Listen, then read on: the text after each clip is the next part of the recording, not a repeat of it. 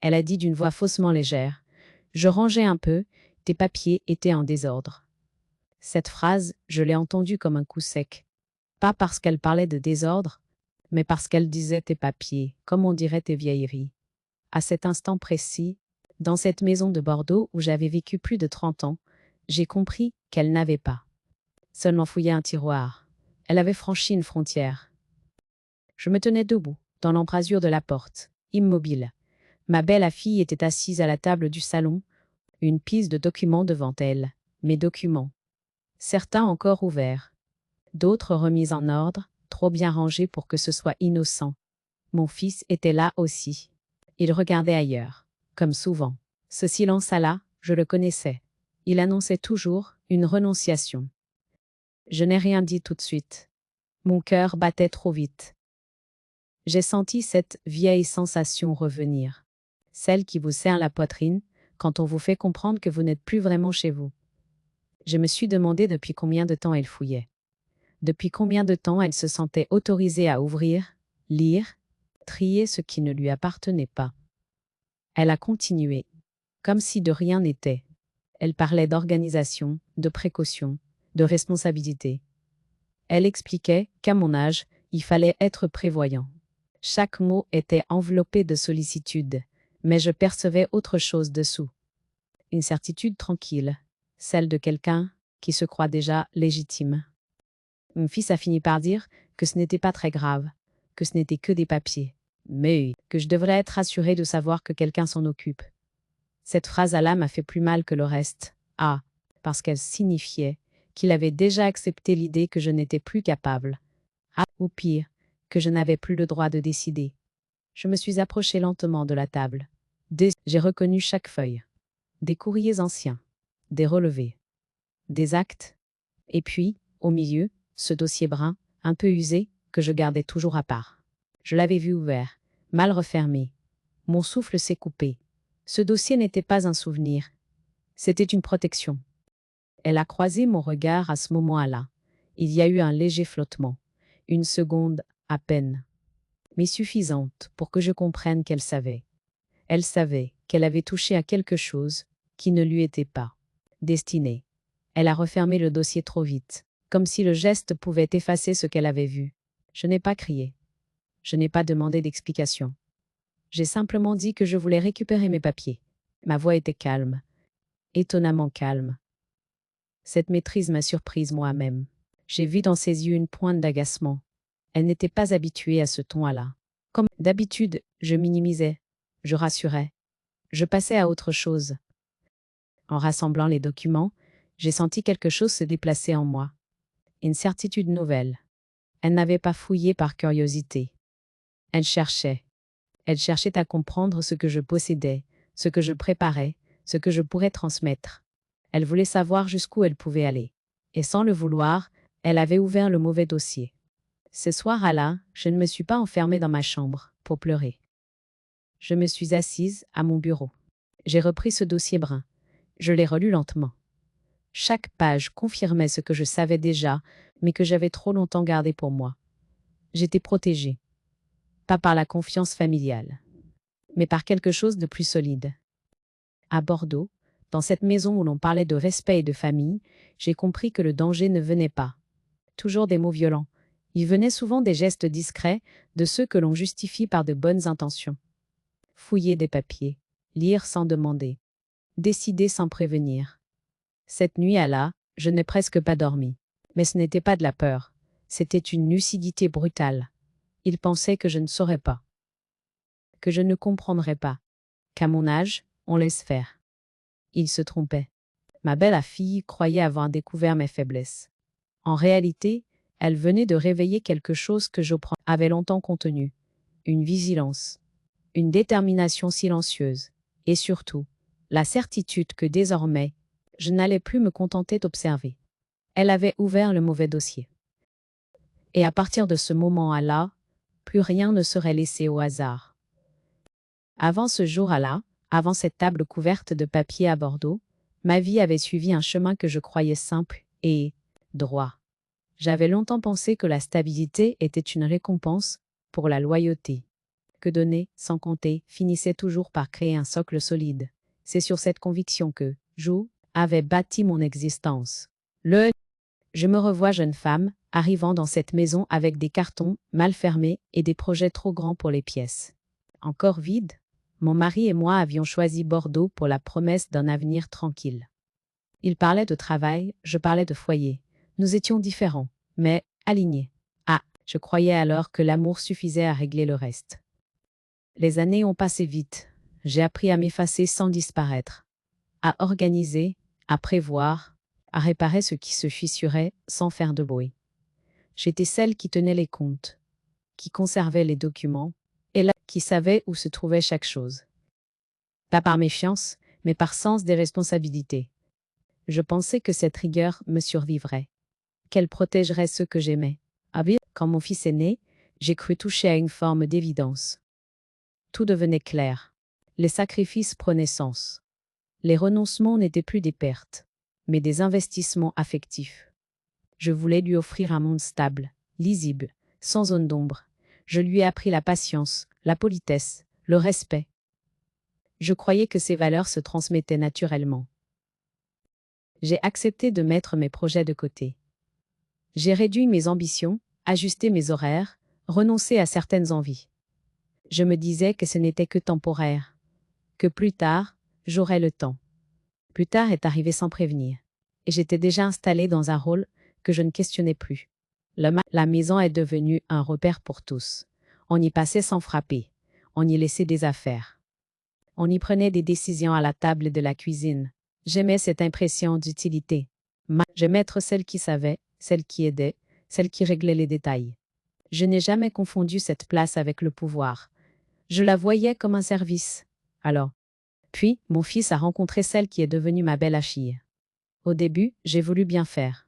J'ai ouvert la porte, au sens propre comme au figuré. Je voulais qu'elle se sente chez elle. J'ai partagé des habitudes, des clés, des informations. Je n'ai jamais pensé que cette ouverture pourrait un jour se retourner contre moi. Mon mari est parti plus tôt que prévu. La maladie a fait ce que ni les disputes ni le temps ne avaient réussi à faire. J'ai tenu bon. Pour mon fils. Pour la continuité. J'ai géré les démarches, classé les papiers, anticipé ce qui devait l'être. J'ai appris à vivre avec le silence, à faire avec l'absence, sans en faire un argument. C'est à ce moment-là que quelque chose a commencé à changer. Lentement, presque imperceptiblement. On ne me demandait plus mon avis sur certains sujets. On m'informait après coup. De ça, je mettais cela sur le compte de la jeunesse, de la modernité. Je ne voulais pas être cette mère intrusive dont on parle à demi-mot. Je croyais encore que ma place était acquise. Que les années de dévouement formaient une sorte de contrat moral. Je ne savais pas encore que ce type de contrat n'a aucune valeur quand il n'est pas écrit, quand il repose uniquement sur la mémoire et la bonne foi. En repensant à cette période, je ne ressens ni honte ni colère, seulement une lucidité tardive. J'avais confondu confiance et abandon de vigilance. J'avais cru que l'amour suffisait à protéger ce qui m'appartenait. Je ne savais pas encore que certaines protections ne se délèguent jamais. Cette vie d'avant n'était pas une erreur. Elle était cohérente avec la femme que j'étais alors. Mais elle portait en elle une fragilité que je n'avais pas vue. Une fragilité que d'autres ont fini par percevoir. Et c'est précisément parce que j'avais tant donné, tant organisé, tant prévu, que ce jour-là, à Bordeaux, voir mes papiers fouillés a eu l'effet d'une révélation brutale. Ce n'était pas seulement une intrusion. C'était la remise en cause, silencieuse, de toute une vie construite sur la confiance. À partir de là, je ne pouvais plus faire semblant de ne pas comprendre. Avec le recul, je comprends que rien n'a commencé le jour où ma belle fille a fouillé mes papiers.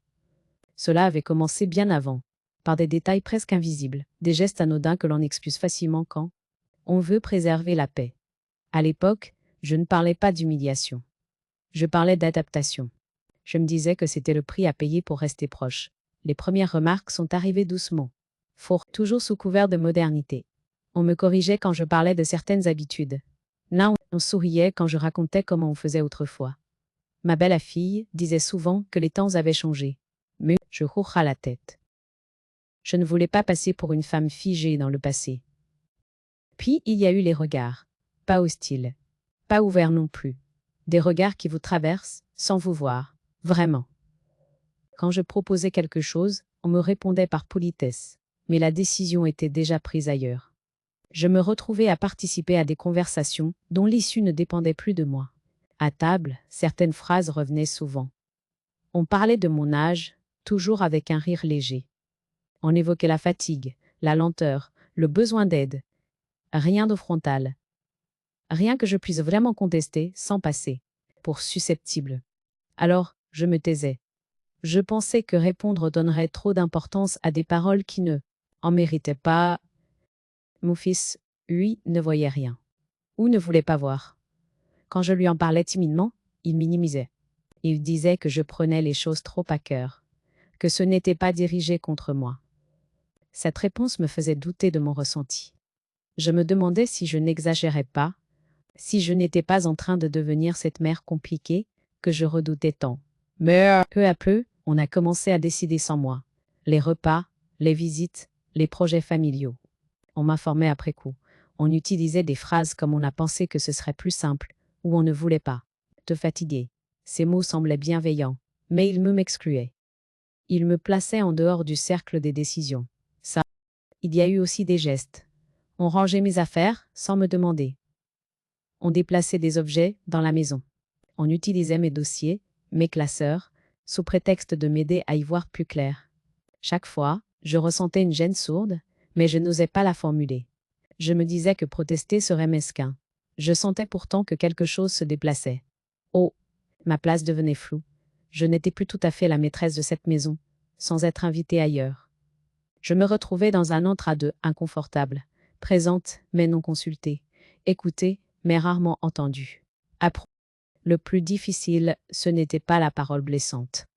C'était l'accumulation, ces petites choses qui, prises séparément, semblaient insignifiantes, mais qui, mises bout à bout, dessinaient une mise à l'écart progressive, une forme de relégation douce, presque invisible, mais profondément déstabilisante. Je continuais à faire bonne figure, à sourire, à dire que tout allait bien. J'avais appris très tôt que les conflits ouverts laissent des traces. Je pensais qu'en me taisant, je protégeais la famille. En réalité, je protégeais surtout le confort des autres. La solitude s'est installée sans bruit. Pas une solitude physique, une solitude intérieure. Celle qui vous fait douter de votre légitimité. Celle qui vous pousse à vous demander si votre place existe encore, ou si elle n'est plus qu'un souvenir. Je me souviens d'un soir précis. J'étais assise dans le salon pendant qu'ils discutaient à voix basse dans la cuisine. J'entendais mon prénom, puis des silences. Je n'ai pas été happée. J'ai compris à ce moment-là que quelque chose me échappait. Pas un secret ponctuel, un mouvement plus large. Une habitude qui s'installait. Ce soir, je n'ai rien dit, comme souvent. Mais pour la première fois, ce silence m'a paru lourd. Pas apaisant. Lourd de tout ce que je laissais passer. De tout ce que j'acceptais pour ne pas déranger. Je ne le savais pas encore, mais ces petites humiliations, ces micros à effacement répétés, préparaient le terrain pour quelque chose de bien plus grave. À force de me voir me taire, et j'avais fini par croire que je n'avais plus rien à défendre. Et c'est cette certitude bien plus que la fouille de mes papiers, qui allait bientôt se retourner contre eux. La goutte d'eau n'a pas pris la forme d'une dispute. Il n'y a pas eu de cri, pas d'accusation directe. Elle s'est manifestée par un geste froid, précis, presque administratif. Un de ces gestes qui ne laissent aucune place au goût, doute une fois qu'on en comprend la portée. Quelques jours après la scène des papiers, j'ai remarqué un détail qui m'a immédiatement alerté. Un document manquait. Pas n'importe lequel. Une pièce que je conservais toujours au même endroit, glissée dans une chemise à part, soigneusement classée. Je connaissais l'ordre de mes dossiers comme on connaît les pièces de sa maison dans le noir. Cette feuille n'avait rien à faire ailleurs. J'ai d'abord pensé à une erreur, à un déplacement involontaire. J'ai fouillé calmement, méthodiquement. J'ai ouvert chaque classeur, vérifié chaque pile. Plus je cherchais, plus l'évidence s'imposait. Ce document avait été pris, pas égaré. Pris. Mon cœur s'est serré. Pas de peur. De lucidité. Ce que je tenais entre les mains n'était plus une impression, ni une accumulation de petites humiliations. Oui, oh, c'était un acte clair. Quelqu'un avait décidé qu'il pouvait disposer de mes affaires, de mes protections, de ce qui me concernait au plus intime, sans m'en parler. Je n'ai pas confronté ma belle à fille tout de suite. J'avais appris, à mes dépens, que poser une question trop tôt permettait souvent à l'autre de préparer sa version. J'ai observé, j'ai écouté, j'ai noté les phrases, les silences, les regards échangés, dont je sentais une tension nouvelle, une nervosité mal dissimulée, comme si l'on craignait que je découvre quelque chose. Le lendemain, j'ai surpris une conversation interrompue à mon arrivée. Rien de compromettant en apparence. Mais ce flottement, cette gêne soudaine, confirmait ce que je redoutais. Mais il ne s'agissait plus d'un manque de respect diffus. On franchissait une ligne. Monstre. Quand j'ai finalement posé la question, elle a répondu sans hésiter. Trop vite. Bah, elle a dit qu'elle avait déplacé certains papiers pour les mettre en sécurité. Qu'à mon âge, il fallait éviter de laisser traîner des documents importants. Elle parlait comme on parle à quelqu'un qu'on estime déjà incapable. Mon fils a approuvé. Il a dit que c'était pour mon bien. Cette phrase-là a tout changé, pour mon bien. Elle résonnait comme une justification universelle, mise celle qui permet de tout faire sans demander l'avis de la personne concernée. J'ai compris à cet instant que ce qui se jouait dépassait la simple intrusion. Chez Ba, on préparait quelque chose. On organisait, en silence, une mise à l'écart. Je leur ai demandé de me rendre le document. Il y a eu un temps d'arrêt. Un regard échangé. Puis, on m'a dit qu'il était préférable de le laisser là où il était, pour éviter les complications. Cette réponse m'a glacée. Elle confirmait que ce papier n'était plus perçu comme mien. Je suis restée silencieuse. Pas par faiblesse, par calcul. Je savais que si je me laissais emporter, je perdrais ce qui me restait davantage. J'ai hoché la tête. J'ai fait semblant d'accepter. À l'intérieur, quelque chose s'est verrouillé. Ce jour-là, j'ai cessé de douter de mon ressenti. J'ai cessé de chercher des excuses. Ce n'était plus une question de malentendu ou de maladresse. C'était une tentative d'éviction. Progressive, discrète, enveloppée de bonnes intentions, mais réelle. En rentrant dans ma chambre, j'ai fermé la porte et je me suis assise sur le lit. J'ai repensé à toutes les fois où j'avais laissé passer des choses pour préserver l'équilibre. À tous les silences accumulés. J'ai compris que cet équilibre n'existait plus. Ou plutôt, qu'il n'avait jamais existé pour moi. L'émotion est montée, mais elle ne m'a pas submergée. Elle m'a clarifié. Je savais désormais que je n'étais plus face à une famille maladroite, mais face à une organisation qui se mettait en place sans moi. Et dans ce type de situation, il n'y a que deux options. Qui subir ou reprendre la maîtrise. Ce soir-là, j'ai ressorti mes carnets. J'ai noté les faits, les dates, les paroles exactes. J'ai écrit sans colère, sans lyrisme. Comme on dresse un constat. C'était la première fois que je transformais ce que je vivais en quelque chose de tangible, de structuré. La goutte d'eau n'a pas provoqué un débordement immédiat. Elle a provoqué une décision. Calme, définitive. Je ne serai plus spectatrice de ce qui me concernait. Je ne laisserai plus personne décider à ma place, sous prétexte de me protéger. À partir de ce moment-là, je n'étais plus une femme qu'on contourne. J'étais une femme qui se prépare, dose, et ceux qui pensaient pouvoir agir dans l'ombre venaient de commettre une erreur qu'ils ne mesuraient pas encore. Les nuits qui ont suivi ont été longues. Pas agitées, pas bruyantes. Longues d'une lucidité nouvelle, presque douloureuse. Je dormais par fragments, me réveillant toujours avec la même sensation, celle d'avoir laissé trop de choses installées sans les nommer. Le silence de la maison, autrefois rassurant, prenait une autre texture. Il ne protégeait plus, il observait. Allongé dans le noir, je repassais les événements dans un ordre précis. Les phrases dites trop vite, les regards échangés haut à-dessus de ma tête, les décisions présentées comme évidentes. Je ne cherchais plus à excuser. Je cherchais à comprendre. Cette distinction a tout changé. Comprendre, ce n'était plus me justifier. C'était me repositionner. Je me suis interrogée sur ma part de responsabilité. Pas pour me culpabiliser, mais pour identifier ce qui avait rendu cette situation possible. J'avais trop souvent confondu paix et effacement.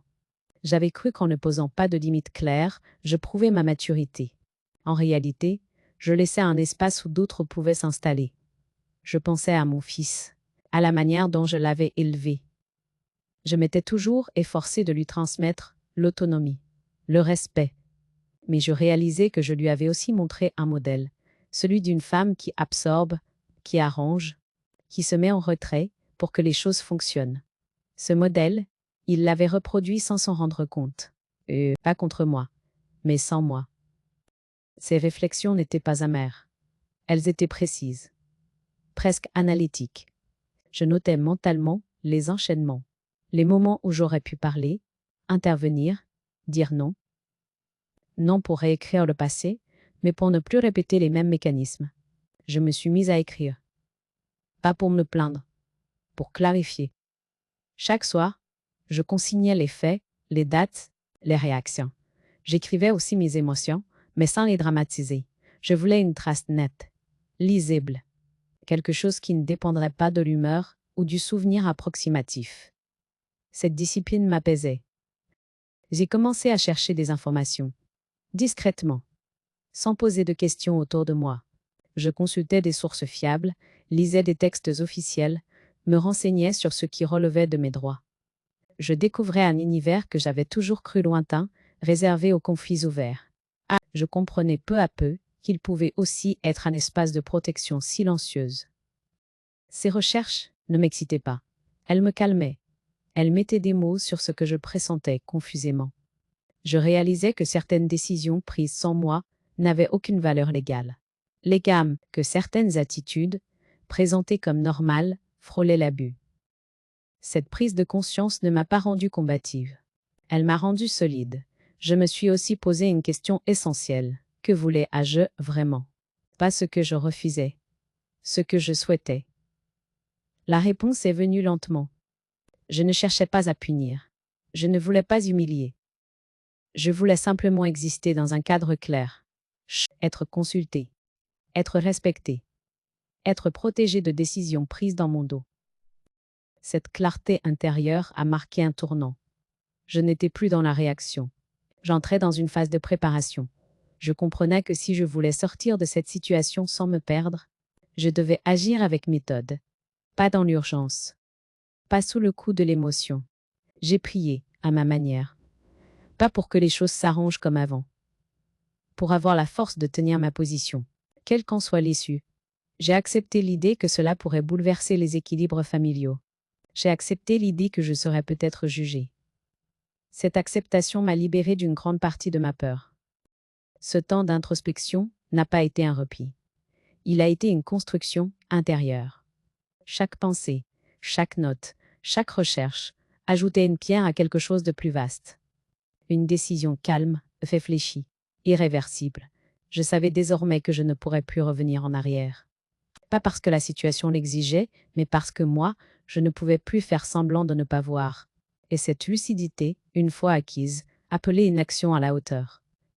La suite ne serait pas spectaculaire. Elle serait précise. Et surtout, elle serait menée selon mes règles, pas celles que l'on m'imposait depuis trop longtemps. Quand la décision intérieure a été prise, je n'ai rien laissé paraître. C'était essentiel. Je savais que la moindre crispation, le moindre changement d'attitude serait interprété, commenté, peut-être contourné. Alors j'ai continué comme avant. Les mêmes horaires, les mêmes phrases neutres, le même sourire discret. Ce masque de docilité n'était pas une soumission, c'était une stratégie.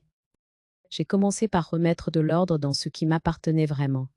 Pas seulement les papiers visibles, mais les fondations. J'ai repris chaque document un à un.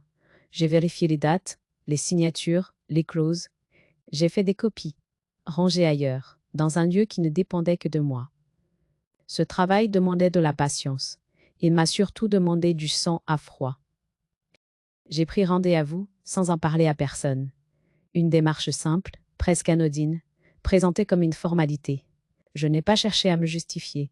J'ai exposé les faits, calmement, chronologiquement. J'ai posé des questions précises. Moi, les réponses ont été claires.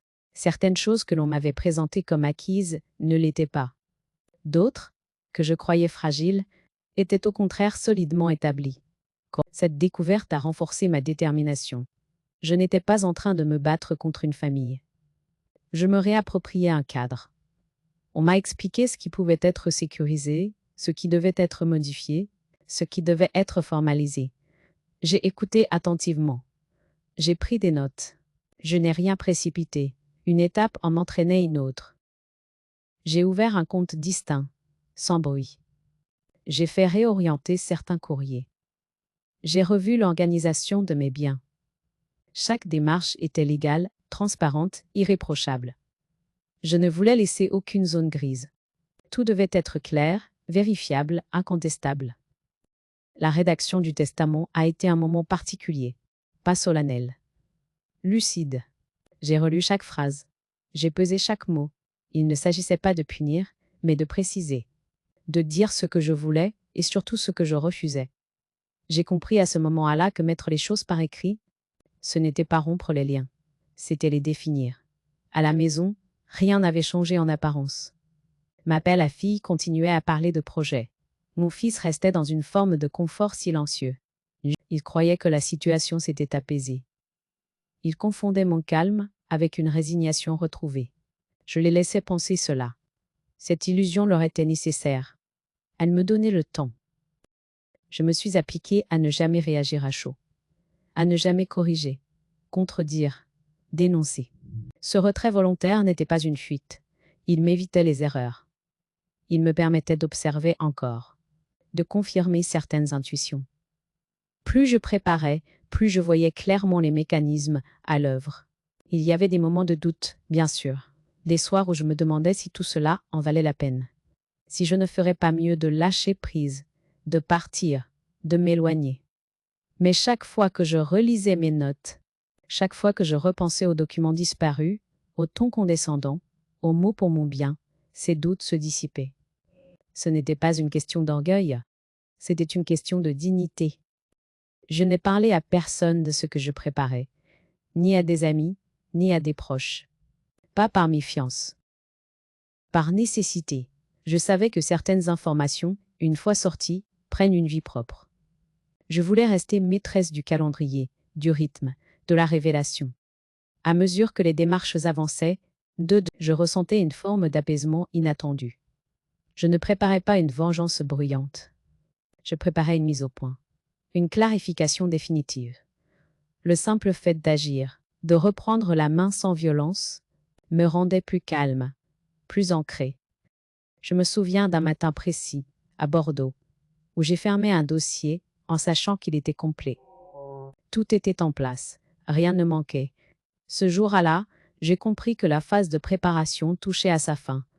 Ce qui allait suivre ne dépendrait plus de mes émotions, mais de faits établis. Ils croyaient encore contrôler la situation.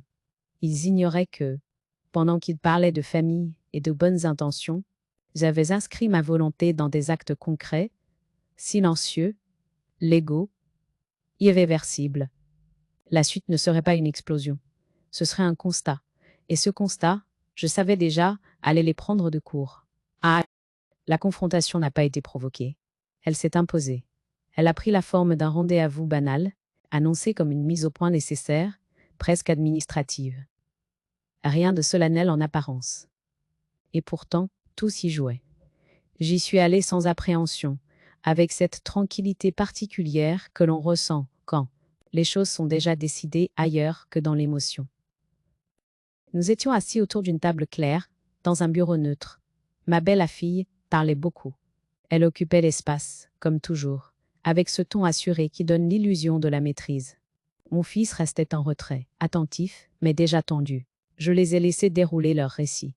Près, les mêmes arguments, les mêmes justifications, enveloppées de prudence. On parlait d'organisation, de protection, de responsabilité.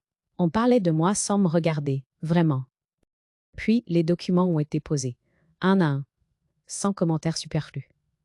Les dates, les clauses, les signatures, les faits. Ce moment a marqué un basculement net. Je l'ai vu à la manière dont leurs phrases se sont raccourcies, à ce silence soudain, lourd, qui n'était plus confortable. Le terrain venait de changer. Ma belle-fille a tenté de reprendre la main. Elle a parlé d'une incompréhension, d'un excès de zèle. Elle a expliqué que fouiller les papiers Nafranis avait jamais été une intention malveillante. Ces mots glissaient désormais sur un cadre qui ne se laisse pas attendrir.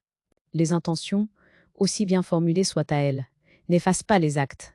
Et ce jour-là, seuls les actes comptaient. Mon fils a essayé de temporiser.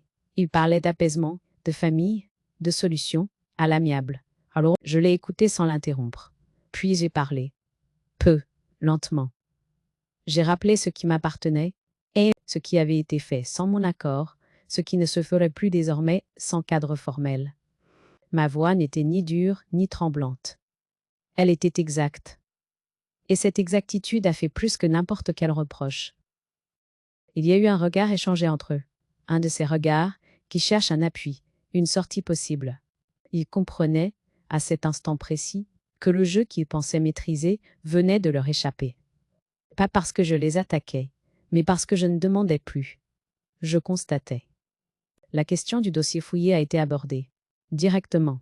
Sans détour, ma belle fille a nié avoir compris la portée de ce qu'elle avait ouvert. J'ai répondu que cela n'avait plus d'importance. Ce qui comptait, c'était la conséquence. Le fait que cette intrusion révélait une volonté de savoir, d'anticiper, de décider à ma place, et que cette volonté venait désormais se heurter à une limite claire. Les conséquences ont été énoncées calmement. Certaines démarches étaient validées. D'autres devenaient impossibles sans mon accord explicite. Des décisions futures seraient encadrées, consignées, vérifiables. Chaque phrase resserrait le cadre. Pas contre eux, mais pour moi. Et c'est cette nuance qu'ils avaient du mal à accepter. Je n'ai ressenti aucune jubilation. Seulement un soulagement profond.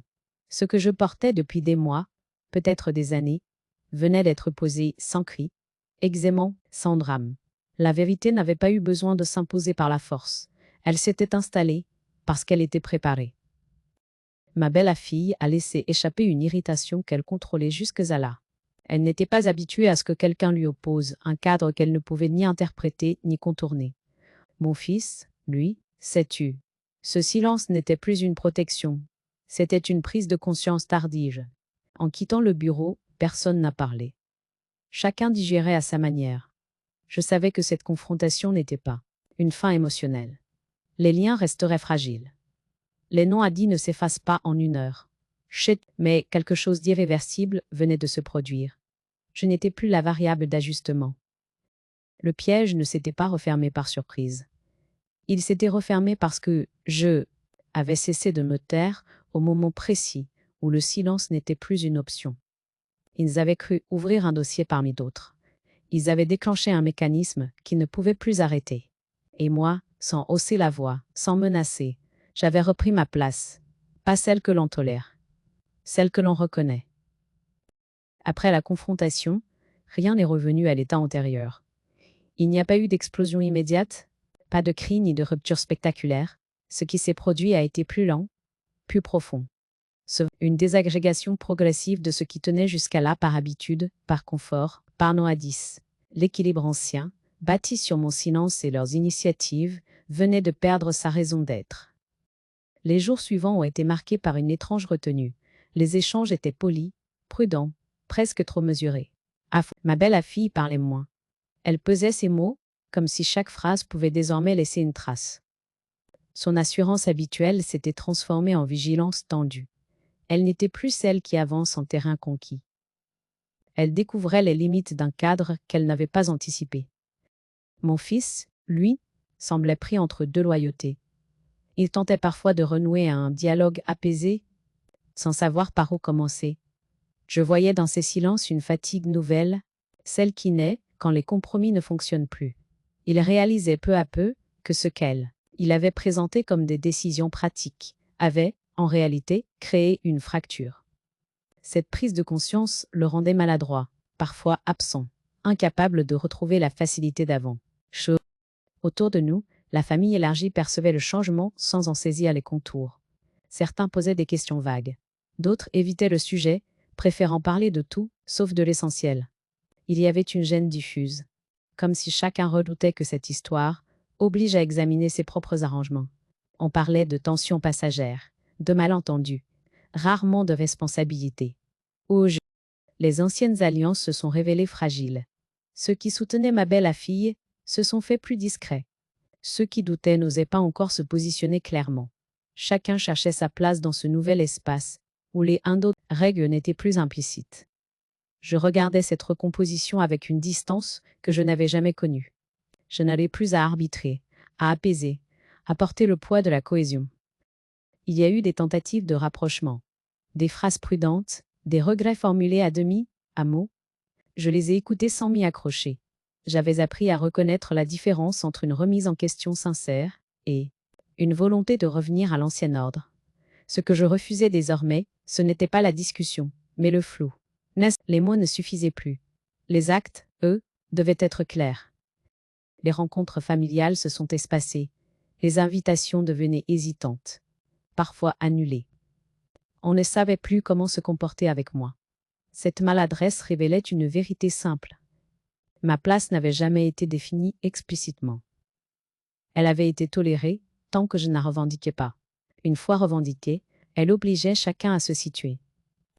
J'ai ressenti de la tristesse, bien sûr.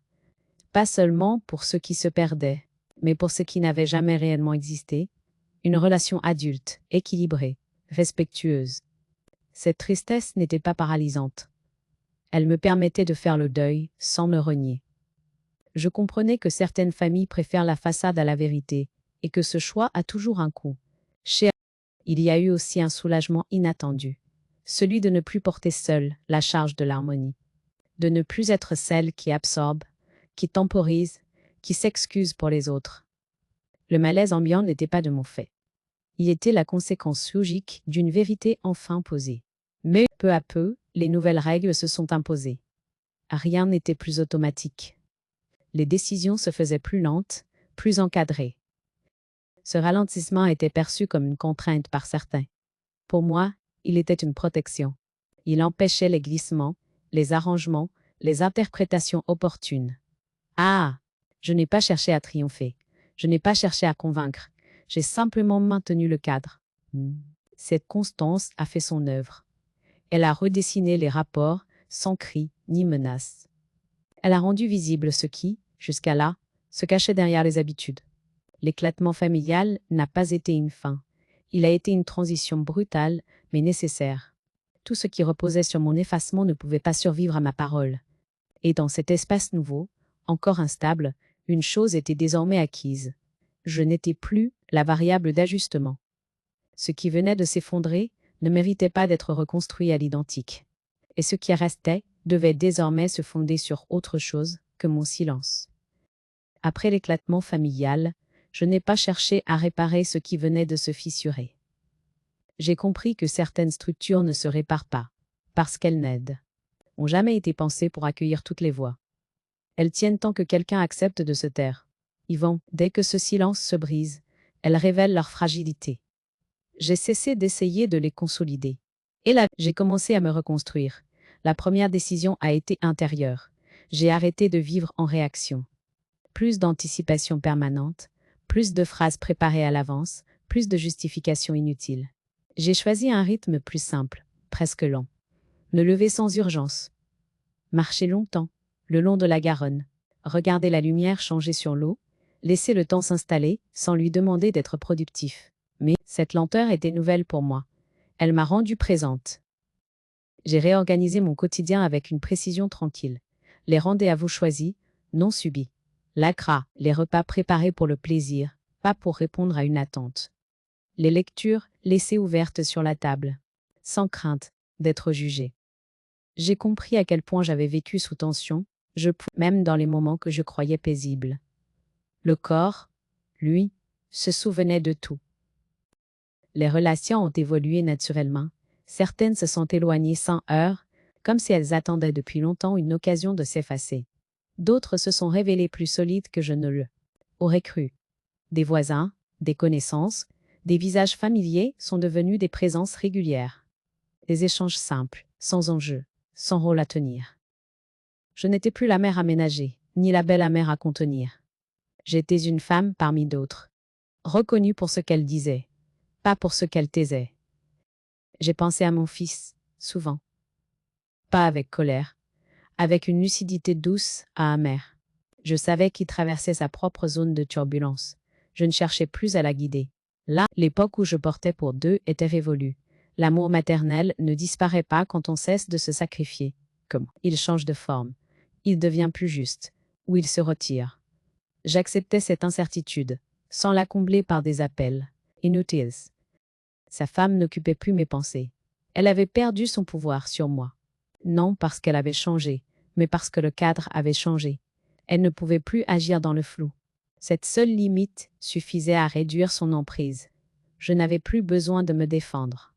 La clarté me protégeait mieux que n'importe quel conflit. Il y avait encore des moments de solitude. Je ne les fuyais plus. Je les habitais.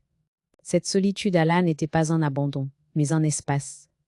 Elle me permettait de réfléchir, sans me corriger, d'accueillir mes émotions sans les minimiser. Je pouvais être triste sans devoir rassurer, lucide sans devoir expliquer. Cette liberté intérieure était nouvelle, presque déroutante. Je repensais parfois à la femme que j'avais été, à celle qui croyait que se taire était une preuve de maturité. Je ne la jugeais pas. Elle avait fait ce qu'elle pouvait avec ce qu'elle savait. Mais je ne voulais plus vivre selon cette logique. Le silence subi n'est pas une sagesse. C'est une abdication lente. J'avais choisi autre chose. Dans cette nouvelle vie, je ne cherchais pas à reconstruire une famille idéale. Je cherchais à me tenir droite, à habiter pleinement ma place, sans négociation permanente. Cette simplicité était exigeante, mais profondément apaisante. Elle m'offrait une cohérence que je n'avais jamais connue. Je savais qu'il restait une étape, une parole finale, intérieure, définitive. Non pour clore les relations, mais pour clore un cycle. Une phrase qui ne chercherait ni l'adhésion, ni le pardon. Une phrase posée, calme, qui dirait enfin ce que je savais depuis longtemps sans l'avoir formulée. Cette parole prenait forme en moi. Elle était prête. Elle n'avait pas besoin d'être dite à haute voix pour être vraie. Elle serait l'aboutissement d'un chemin parcouru sans cri, sans mise en scène. Un chemin fait de décisions modestes, de cadres posés, de silences choisis. Je sentais que lorsque je la prononcerais, même en pensée, quelque chose se déposerait définitivement. Et cette paix, je le savais désormais, ne dépendrait plus de personne d'autre que de moi. Il m'a fallu du temps pour comprendre ce que cette histoire m'avait réellement appris. Pas sur ma belle-fille, pas sur mon fils, mais sur moi. Longtemps, j'ai cru que l'amour consistait à faire de la place, à céder un peu plus chaque année, à ne pas poser de questions quand les réponses risquaient de déranger. Je pensais que cette discrétion me protégeait. En réalité, elle m'effaçait. Mais je repense souvent à cette femme que j'étais au début, convaincue que la loyauté suffisait, que les années de dévouement créaient une reconnaissance naturelle, que le respect venait tout seul, quand on avait beaucoup donné. Cette croyance m'a accompagnée longtemps. Elle m'a permis de tenir. Mais elle m'a aussi empêché de voir quand la frontière était franchie. Fouiller mes papiers n'a pas été une maladresse. C'était un symbole. Celui d'un glissement silencieux, où l'on cesse de vous demander pour commencer à décider à votre place. Ce geste-là n'a pas seulement ouvert un dossier. Il a ouvert mes yeux. J'ai compris que le danger ne venait pas toujours des conflits ouverts, mais des arrangements feutrés. De ces décisions prises sous couvert de bienveillance. Je n'ai jamais cherché à humilier qui que ce soit. Je n'ai pas voulu gagner contre ma famille. Aya, ce que j'ai fait, je l'ai fait pour rester entière. Pour poser un cadre là où il n'y avait plus que des interprétations. La loi n'est pas entrée dans ma vie comme une arme. Elle est entrée comme une ligne claire, tracée là où tout devenait flou. On m'a parfois reproché d'avoir formalisé ce qui aurait dû rester familial. Comme si la famille était un espace hors de toute règle. Je crois aujourd'hui exactement l'inverse. C'est parce que la famille touche à l'intime qu'elle a besoin de limites nettes. Sans ces limites, l'affect devient un outil de pression. Et le silence, une obligation déguisée. Mais je ne ressens ni fierté ni amertume. Il n'y a pas eu de victoire à célébrer. Ce que j'ai gagné est plus discret, mais plus durable. J'ai gagné le droit de ne plus douter de ma légitimité, de ne plus m'excuser d'exister, de poser des limites sans avoir à me justifier pendant des heures. Mon fils reste mon fils, l'amour que je lui porte n'a pas disparu. Il s'est transformé. Il n'est plus sacrificiel. Il est devenu lucide. capable d'exister sans se confondre avec l'effacement. Cette transformation est douloureuse, mais elle est honnête. Elle me permet de rester debout, sans attendre qu'il change pour me rassurer. Je pense souvent aux femmes qui, comme moi, ont appris très tôt à se taire. À celles à qui l'on a dit que parler abîme, que demander des comptes divise, que revendiquer sa place est une preuve d'égoïsme. Je voudrais leur dire que se taire trop longtemps ne protège rien. Cela reporte seulement le moment où la vérité devra être dite, souvent à un prix plus élevé. Aujourd'hui, je vis dans un cadre clair, pas rigide. Clair. Ma voix n'est plus tolérée ni redoutée. Elle est simplement reconnue comme légitime. Cette reconnaissance ne m'a pas été offerte. Je l'ai construite, pas à pas, sans cris, sans menaces, sans mise en scène. Si cette histoire devait laisser une trace, ce ne serait pas celle d'un conflit familial, mais celle d'un réveil. Celui d'une femme qui a compris, peut-être tard, que la dignité ne se négocie pas, qu'elle se pose, calmement, fermement, et qu'une fois posée, elle change tout. Je n'ai plus besoin de convaincre, je n'ai plus besoin d'expliquer. Je sais désormais où je me tiens. Et depuis cet endroit précis, calme, enfin habité, je peux dire à celles et ceux qui hésitent encore à parler, à poser des limites, à se choisir sans violence, une phrase simple, sans colère et sans triomphe. Le silence peut aussi être une forme de justice.